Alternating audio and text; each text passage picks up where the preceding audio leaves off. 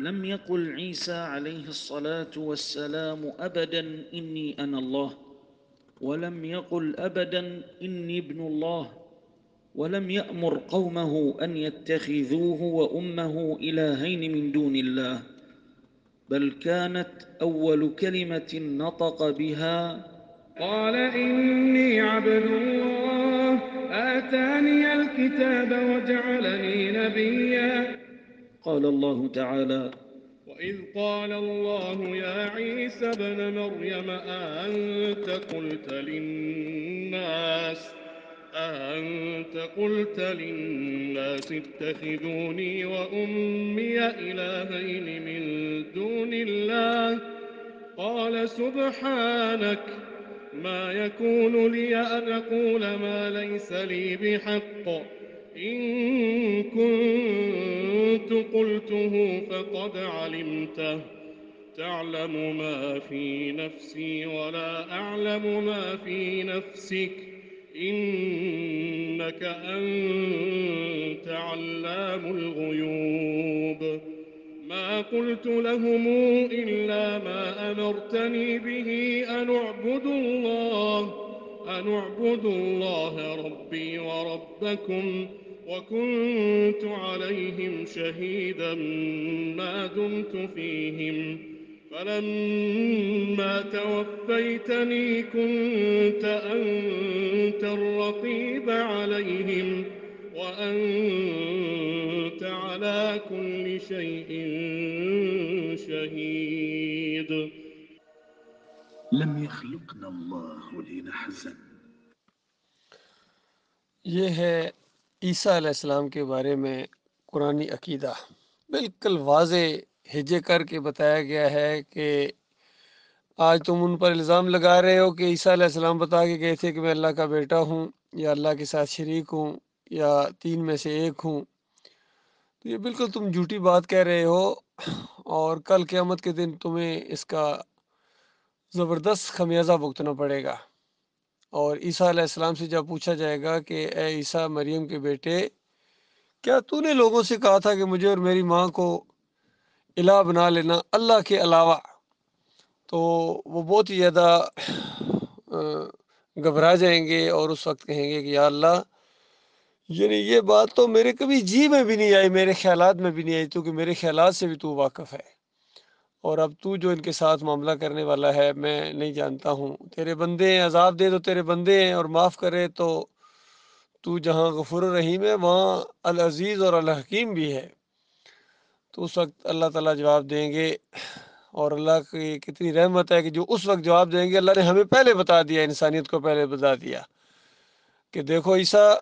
آج وہ جو دن ہے کہ سچوں کو ان کی سچائی کام دے گی۔ یعنی اللہ تعالیٰ اس انداز سے بات کہہ رہا ہے کہ میں الحکیم ہوں، غفور الرحیم ہوں،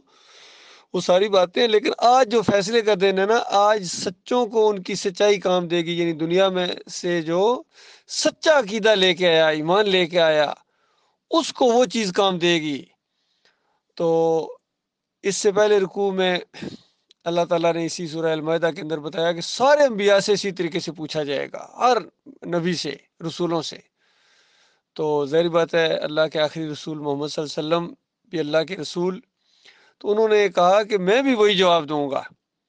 جو میرے بھائی عیسیٰ علیہ السلام نے جواب دیا کہ یا اللہ، جب تک میں ان کے درمیان رہا تو اس وقت تک تو میں ان کی یعنی رہنمائی کرتا رہا، لیکن جب تو نے مجھے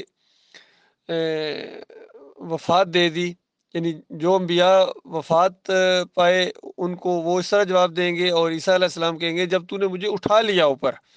کیونکہ عیسیٰ علیہ السلام واحد نبی ہیں جس کو اٹھایا گیا ہے زندہ جسم سمیت، پہلے آسمان کے اوپر ہیں، اور قیامت کی نشانی ہے، قیامت سے پہلے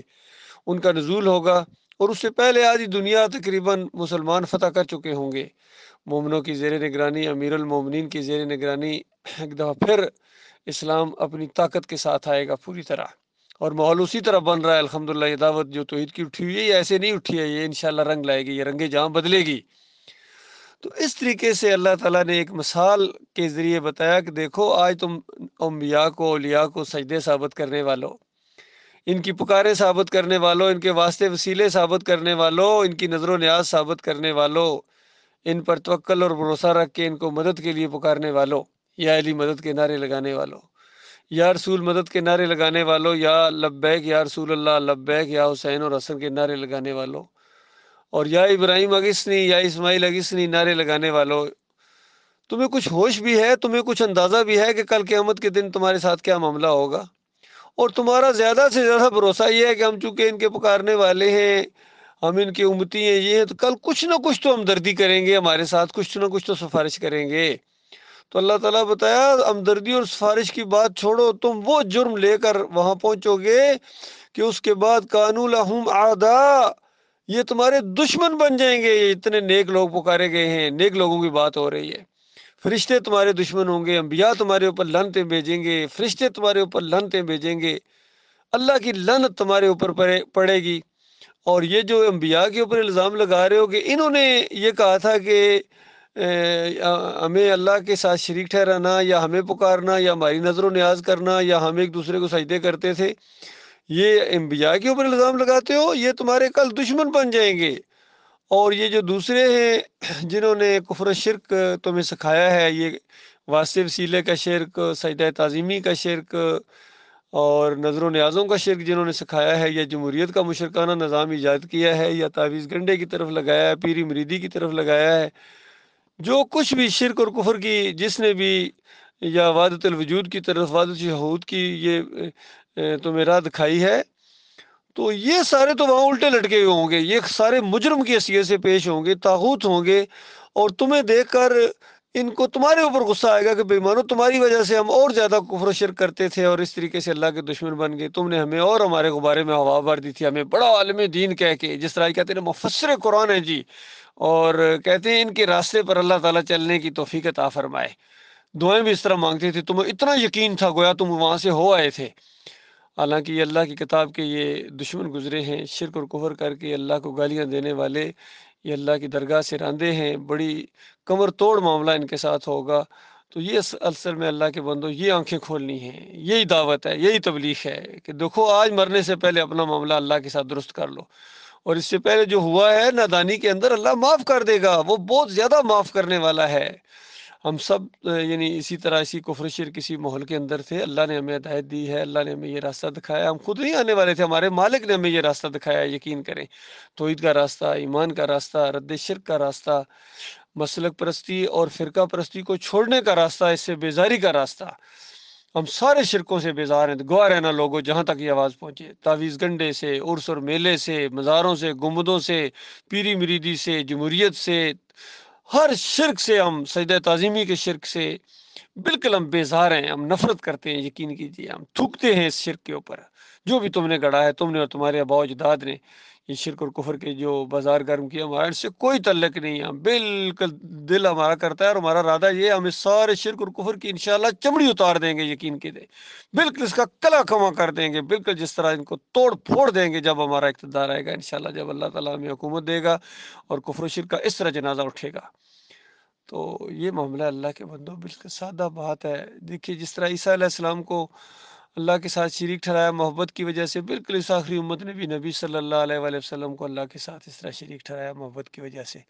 اور یہ شریک ٹھہرانے والے کوئی معمولی لوگ نہیں ہیں، مجدد الفسانی، اندازہ لگاؤ، اس نے کہا نبی علیہ السلام کی پیدائش کوئی عام انسانوں کی طرح نہیں ہوئی، یہ تو نور کا معاملہ ہے، اللہ کے نور میں سے نور جدا ہوئے، اور سب نے اس کو مانا ہے، اور سب جتنے ہیں، کوئی نور کے شرک میں، کوئی پکار کے شرک میں، کوئی واسطے وسیلے کے شرک میں، کوئی تعویذ گنڈے کے شرک میں، سارے شرک کے اندر ڈوب گئے۔ شرک ایسی بری بلا ہے، اور اللہ کی وہ بات پوری طرح ان کے اوپر فٹ آ گئی، وَمَا يُؤْمِنُ أَكْثَرُهُم بِاللَّهِ إِلَّا وَهُمْ مُشْرِكُونَ۔ اکثریت اس طرح ایمان لاتی ہے، بہت زیادہ بڑی تعداد انسانوں کی اس طرح ایمان لاتی ہے کہ اللہ کے ساتھ شرک کرتے ہیں، ایمان کا دعویٰ کرنے کے باوجود مشرک ہوتے ہیں۔ یہی آج ان کا ہے، بریلویوں کا، دیوبندیوں کا، اہل حدیثوں کا، سلفیوں کا، چکڑالوی، نقشبندی، سہروردی، چشتی، قادری، گنے نہیں جا سکتے ان کے، حنفی آج کے، اور حنیفی نیا یہ جو مرض وجود میں آیا ہے، یہ ایک ٹولہ حنیفی کراچی میں محمد حنیف کی زیر نگرانی، یہ سارے کے سارے انہوں نے شرک کے انجیکشن دیے اپنی قوم کو، اور بڑا برا ان کو راستہ دکھایا، اور بالکل جہنم کے کنارے انہوں نے جا کر کھڑا کر دیا، بس جو مرتا جا رہا آگ میں، جو مرتا جا رہا آگ میں، اللہ یہ کہ مرنے سے پہلے وہ توبہ کر لے۔ اس لیے ہم آپ کو دعوت دیتے ہیں میرے بھائیو، مرنے سے پہلے توبہ کر لو، ورنہ بڑا خوفناک انجام ہے، جہنم منہ کھولے انتظار کر رہی ہے کافروں، مشرکوں کا، مرتدین کا، باغیوں کا۔